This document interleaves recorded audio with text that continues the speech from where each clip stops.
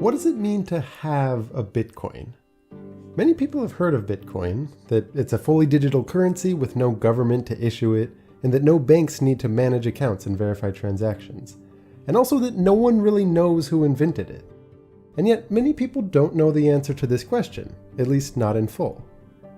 To get there, and to make sure that the technical details underlying the answer actually feel motivated, what we're going to do is walk through, step by step, how you might have invented your own version of Bitcoin. We'll start with you keeping track of payments with your friends using a communal ledger, and then as you start to trust your friends and the world around you less and less, and if you're clever enough to bring in a few ideas from cryptography to help circumvent the need for trust, what you end up with is what's called a cryptocurrency. You see, Bitcoin is just the first implemented example of a cryptocurrency, and now there are thousands more on exchanges with traditional currencies. Walking the path of inventing your own can help to set the foundations for understanding some of the more recent players in the game, and recognizing when and why there's room for different design choices. In fact, one of the reasons I chose this topic is that in the last year, there's been a huge amount of attention and investment and, well, honestly, hype directed at these currencies. And I'm not going to comment or speculate on the current or future exchange rates, but I think we'd all agree that anyone looking to buy a cryptocurrency should really know what it is. And I don't just mean in terms of analogies with vague connections to gold mining. I mean an actual direct description of what the computers are doing when we send, receive, and create cryptocurrencies.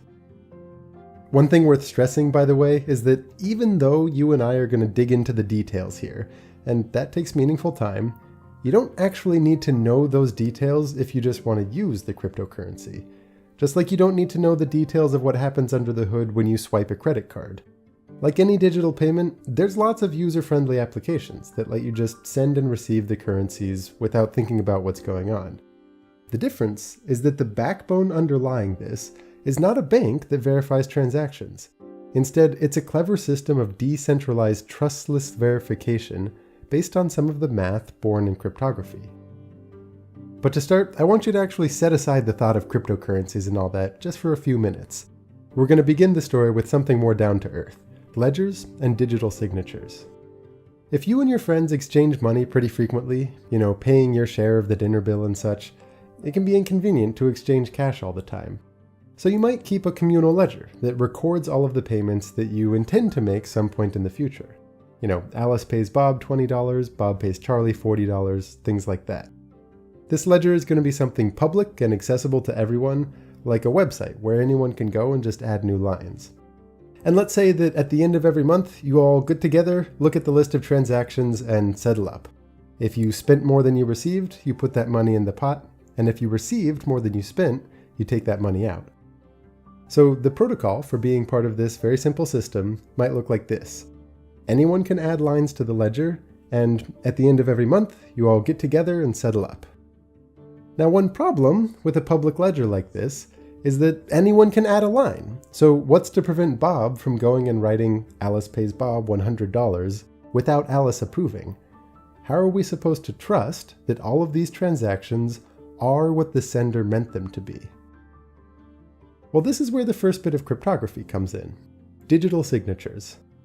Like handwritten signatures, the idea here is that Alice should be able to add something next to that transaction that proves that she has seen it and that she's approved of it. And it should be infeasible for anyone else to forge that signature. At first, it might seem like a digital signature shouldn't even be possible. I mean, whatever data makes up that signature can just be read and copied by a computer, so how do you prevent forgeries? Well, the way this works is that everyone generates what's called a public key-private key pair, each of which looks like some string of bits.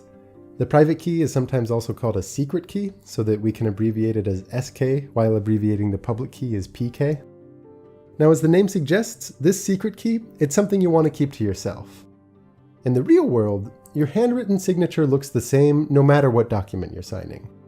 But a digital signature is actually much stronger, because it changes for different messages. It looks like some string of ones and zeros, commonly something like 256 bits, and altering the message even slightly completely changes what the signature on that message should look like.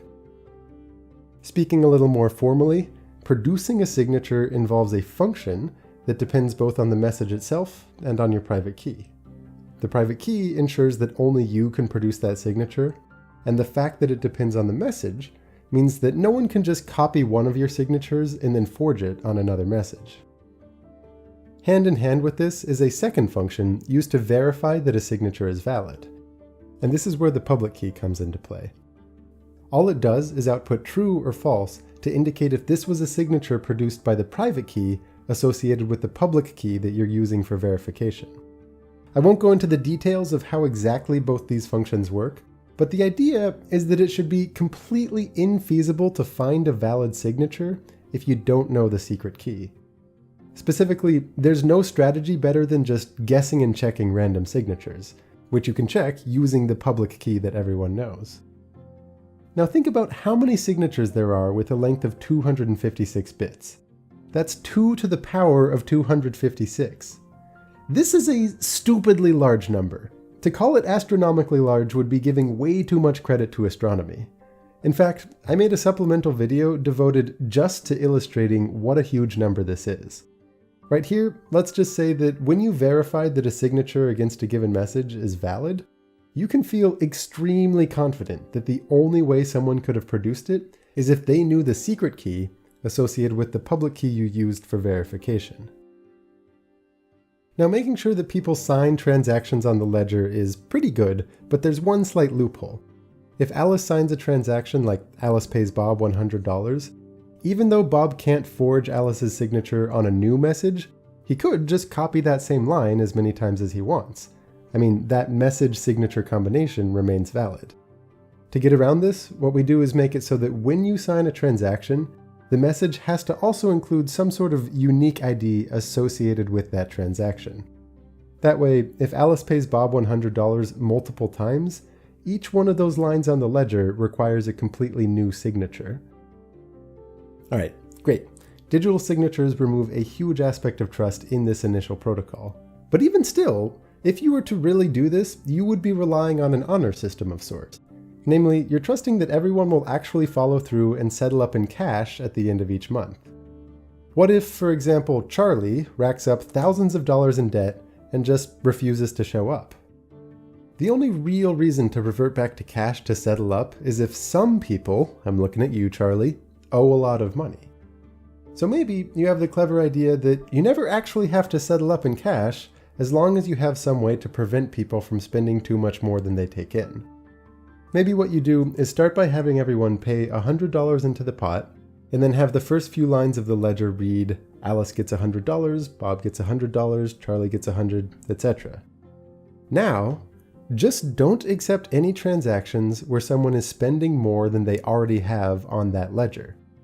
For example, if the first two transactions are Charlie pays Alice $50 and Charlie pays Bob $50, if he were to try to add Charlie pays you $20, that would be invalid as if he had never signed it. Notice, this means that verifying a transaction requires knowing the full history of transactions up to that point. And this is, more or less, also going to be true in cryptocurrencies, though there is a little room for optimization. What's interesting here is that this step removes the connection between the ledger and actual physical US dollars. In theory, if everyone in the world was using this ledger, you could live your whole life just sending and receiving money on this ledger without ever having to convert to real US dollars. In fact, to emphasize this point, let's start referring to the quantities on the ledger as ledger dollars, or LD for short. You are, of course, free to exchange ledger dollars for real US dollars.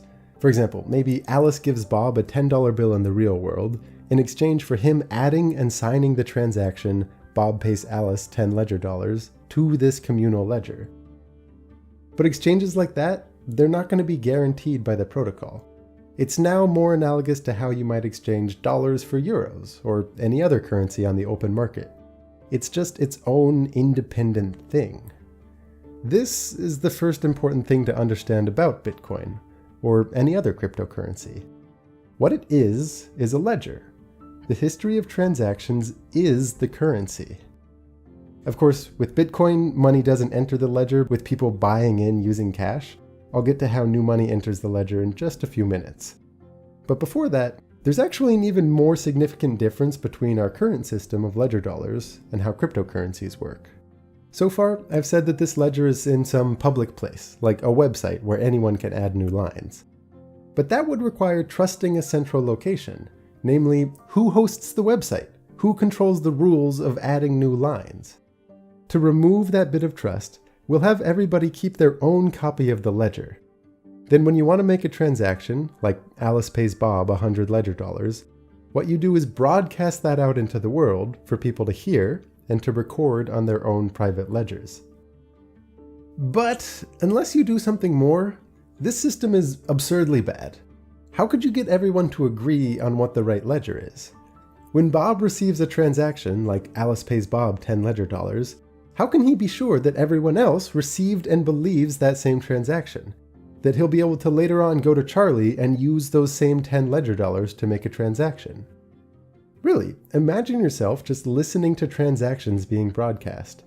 How can you be sure that everyone else is recording the same transactions and in the same order? This is really the heart of the issue. This is an interesting puzzle. Can you come up with a protocol for how to accept or reject transactions, and in what order, so that you can feel confident that anyone else in the world who's following that same protocol has a personal ledger that looks the same as yours? This is the problem addressed in the original Bitcoin paper. At a high level, the solution that Bitcoin offers is to trust whichever ledger has the most computational work put into it.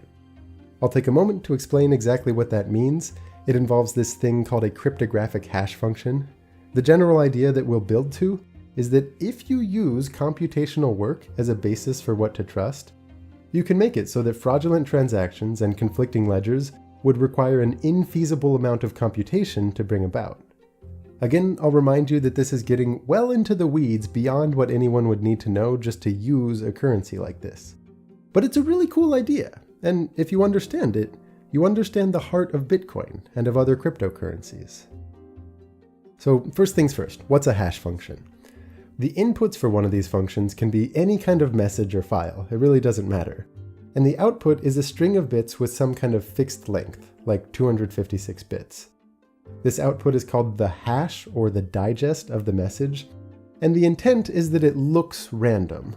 It's not random, it always gives the same output for a given input. But the idea is that if you slightly change the input, maybe editing just one of the characters, the resulting hash changes completely. In fact, for the hash function that I'm showing here, called SHA-256, the way the output changes as you slightly change that input is entirely unpredictable. You see, this is not just any hash function. It's a cryptographic hash function. That means it's infeasible to compute in the reverse direction. If I show you some string of ones and zeros and ask you to find an input so that the SHA-256 hash of that input gives this exact string of bits, you will have no better method than to just guess and check. And again, if you want a feel for how much computation would be needed to go through 2 to the 256 guesses, just take a look at the supplement video. I actually had way too much fun writing that thing. You might think that if you just really dig into the details of how exactly this function works, you could reverse engineer the appropriate input without having to guess and check. But no one has ever figured out a way to do that. Interestingly, there's no cold, hard, rigorous proof that it's hard to compute in the reverse direction. And yet, a huge amount of modern security depends on cryptographic hash functions and the idea that they have this property. If you were to look at what algorithms underlie the secure connection that your browser is making with YouTube right now, or that it makes with your bank, you will likely see the name SHA-256 show up in there. For right now, our focus will just be on how such a function can prove that a particular list of transactions is associated with a large amount of computational effort. Imagine someone shows you a list of transactions, and they say, "Hey, I found a special number so that when you put that number at the end of this list of transactions and apply SHA-256 to the entire thing, the first 30 bits of that output are all zeros." How hard do you think it was for them to find that number? Well, for a random message, the probability that a hash happens to start with 30 successive zeros is 1 in 2 to the 30, which is about 1 in a billion. And because SHA-256 is a cryptographic hash function, the only way to find a special number like that is just guessing and checking. So this person almost certainly had to go through about 1 billion different numbers before finding this special one. And once you know that number, it's really quick to verify. You just run the hash and see that there are 30 zeros. So in other words, you can verify that they went through a large amount of work, but without having to go through that same effort yourself. This is called a proof of work. And importantly, all of this work is intrinsically tied to the list of transactions. If you change one of those transactions, even slightly, it would completely change the hash. So you'd have to go through another billion guesses to find a new proof of work, a new number that makes it so that the hash of the altered list together with this new number starts with 30 zeros. So now think back to our distributed ledger situation. Everyone is there broadcasting transactions, and we want a way for them to agree on what the correct ledger is. As I said, the core idea behind the original Bitcoin paper is to have everyone trust whichever ledger has the most work put into it. The way this works is to first organize a given ledger into blocks, where each block consists of a list of transactions together with a proof of work. That is, a special number so that the hash of the whole block starts with a bunch of zeros. For the moment, let's say that it has to start with, 60 zeros, but later we'll return back to a more systematic way you might want to choose that number. In the same way that a transaction is only considered valid when it's signed by the sender, a block is only considered valid if it has a proof of work.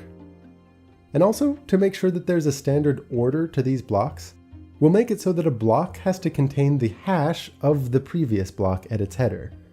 That way, if you were to go back and change any one of the blocks, or to swap the order of two blocks, it would change the block that comes after it, which changes that block's hash, which changes the one that comes after it, and so on. That would require redoing all of the work, finding a new special number for each of these blocks that makes their hashes start with 60 zeros. Because blocks are chained together like this, instead of calling it a ledger, it's common to call it a blockchain. As part of our updated protocol, we'll now allow anyone in the world to be a block creator. What that means is that they're going to listen for transactions being broadcast, collect them into some block, and then do a whole bunch of work to find a special number that makes the hash of that block start with 60 zeros. Then once they find it, they broadcast out the block that they found.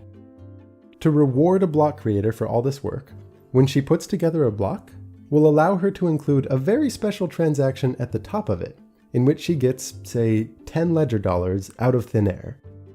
This is called the block reward, and it's an exception to our usual rules about whether or not to accept transactions. It doesn't come from anyone, so it doesn't have to be signed. And it also means that the total number of ledger dollars in our economy increases with each new block. Creating blocks is often called mining, since it requires doing a lot of work and it introduces new bits of currency into the economy. But when you hear or read about miners, keep in mind that what they're really doing is listening for transactions, creating blocks, broadcasting those blocks, and getting rewarded with new money for doing so. From the miner's perspective, each block is kind of like a miniature lottery, where everyone is guessing numbers as fast as they can until one lucky individual finds a special number that makes the hash of the block start with many zeros, and they get the reward. For anyone else who just wants to use this system to make payments, instead of listening for transactions, they all start listening just for blocks being broadcast by miners and updating their own personal copies of the blockchain. Now, the key addition to our protocol is that if you hear two distinct blockchains with conflicting transaction histories, you defer to the longest one, the one with the most work put into it. If there's a tie, just wait until you hear an additional block that makes one of them longer. So even though there's no central authority and everyone is maintaining their own copy of the blockchain, if everyone agrees to give preference to whichever blockchain has the most work put into it, we have a way to arrive at decentralized consensus. To see why this makes for a trustworthy system, and to understand at what point you should trust that a payment is legit, it's actually really helpful to walk through exactly what it would take to fool someone using this system. Maybe Alice is trying to fool Bob with a fraudulent block. Namely, she tries to send him one that includes her paying him 100 ledger dollars, but without broadcasting that block to the rest of the network. That way, everyone else still thinks that she has those 100 ledger dollars. To do this, she would have to find a valid proof of work before all of the other miners, each working on their own block. And that could definitely happen. Maybe Alice just happens to win this miniature lottery before everyone else. But Bob is still going to be hearing the broadcasts made by other miners. So to keep him believing this fraudulent block, Alice would have to do all of the work herself to keep adding blocks on this special fork in Bob's blockchain that's different from what he's hearing from the rest of the miners. Remember, as per the protocol, Bob always trusts the longest chain that he knows about. Alice might be able to keep this up for a few blocks if just by chance she happens to find blocks more quickly than the rest of the miners on the network all combined. But unless she has close to 50% of the computing resources among all of the miners, the probability becomes overwhelming that the blockchain that all of the other miners are working on grows faster than the single fraudulent blockchain that Alice is feeding to Bob. So, after enough time, Bob's just going to reject what he's hearing from Alice in favor of the longer chain that everyone else is working on. Notice, that means that you shouldn't necessarily trust a new block that you hear immediately. Instead, you should wait for several new blocks to be added on top of it. If you still haven't heard of any longer blockchains, you can trust that this block is part of the same chain that everyone else is using. And with that, we've hit all the main ideas. This distributed ledger system, based on a proof of work, is more or less how the Bitcoin protocol works, and how many other cryptocurrencies work. There's just a few details to clear up. Earlier, I said that the proof of work might be to find a special number so that the hash of the block starts with 60 zeros. Well, the way the actual Bitcoin protocol works is to periodically change that number of zeros so that it should take, on average, 10 minutes to find a new block. So as there are more and more miners added to the network, the challenge actually gets harder and harder in such a way that this miniature lottery only has about one winner every 10 minutes. Many newer cryptocurrencies actually have much shorter block times than that. And all of the money in Bitcoin ultimately comes from some block reward. In the beginning, these rewards were 50 Bitcoin per block. There's actually a great website you can go to called Block Explorer that makes it easy to look through the Bitcoin blockchain. And if you look at the very first few blocks on the chain, they contain no transactions other than that 50 Bitcoin reward to the miner. But every 210,000 blocks, which is about every 4 years, that reward gets cut in half. So right now, the reward is 12.5 Bitcoin per block. And because this reward decreases geometrically over time, it means there will never be more than 21 million Bitcoin in existence. However, this doesn't mean that miners will stop earning money. In addition to the block reward, miners can also pick up transaction fees. The way this works is that whenever you make a payment, you can purely optionally include a little transaction fee with it that's going to go to the miner of whichever block includes that payment. The reason you might do that is to incentivize miners to actually include the transaction that you broadcast into the next block. You see, in Bitcoin, each block is limited to about 2,400 transactions, which many critics argue is unnecessarily restrictive. For comparison, Visa processes an average of about 1,700 transactions per second, and they're capable of handling more than 24,000 per second. This comparatively slow processing on Bitcoin makes for higher transaction fees, since that's what determines which transactions miners choose to include in a new block. All of this is far from a comprehensive coverage of cryptocurrencies. There are still many nuances and alternate design choices that I haven't even touched. But my hope is that this can provide a stable wait but why style tree trunk of understanding for anyone looking to add a few more branches with further reading. Like I said at the start, one of the motives behind this is that a lot of money has started flowing towards cryptocurrencies. And even though I don't want to make any claims about whether that's a good or bad investment, I really do think that it's healthy for people getting into the game to at least know the fundamentals of the technology. As always, my sincerest thanks to those of you making this channel possible on Patreon. I understand that not everyone is in a position to contribute, But if you're still interested in helping out, one of the best ways to do that is simply to share videos that you think might be interesting or helpful to others. I know you know that, but it really does help.